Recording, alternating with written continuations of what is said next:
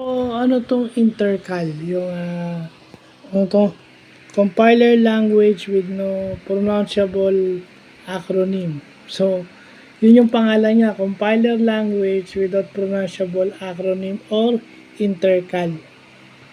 Na naimbento ni James Leon at saka ni Don Woods sa Princeton University, no? Parang ano 'to, parang parang joker tong program to kasi nakalagay doon sa Wikipedia satire. So maintindihan natin bakit yung C, yung basic is yung programming language na widely used back in the 70s, yung Pascal.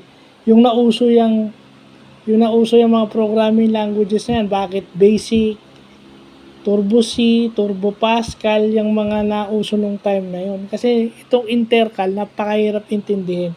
So may dalawang implementations to, yung C intercal at saka yung CSC intercal. Yung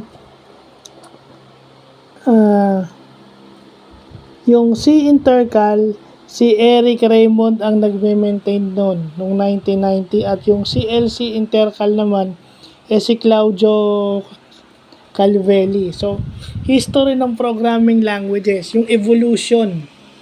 Okay? So, may subject kami noon na design and implementation of programming languages dito. History na to, hindi na to ginagamit itong intercal na to. So, ito na lang yon. From a historic historic perspective na lang natin tinitingnan tong intercal na to. Kasi nakita ko yung Hello World program sa C. At saka ikinumpare mo sa intercal, mahirap. Kahit ako hindi ko makakabisa tong intercal na to, mahirap eh. Kasi gumagamit siya nung characters at ang EBCDIC yung ginagamit niya. EBCDIC characters yung ginagamit niya. So yung parang organizational form ng ASCII. So EBCDIC ang ginagamit niya, so mas mahirap siyang intindihin. Yung extended binary coded decimal for information interchange, yung EBCDIC, mahirap yun.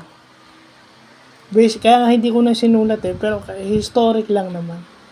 So maganda dahil hindi naman lahat na ituro from a historic perspective. Kadalasan kasi na tinuturo konting historic perspective din paano mag-program dun sa language niyan. Since hindi na to ginagamit, historic perspective na lang ang tinitingnan natin dito. At saka, ma-appreciate mo lalo yung evolution ng mga languages ngayon. So, yun lang po.